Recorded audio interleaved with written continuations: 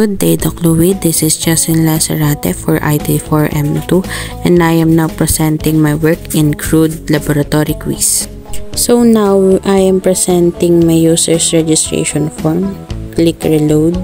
Then, yan. Makikita nyo po, nagke-create po ako ng name, username, then password, then type of my administrator. Yan, create. Yan, na-create po natin.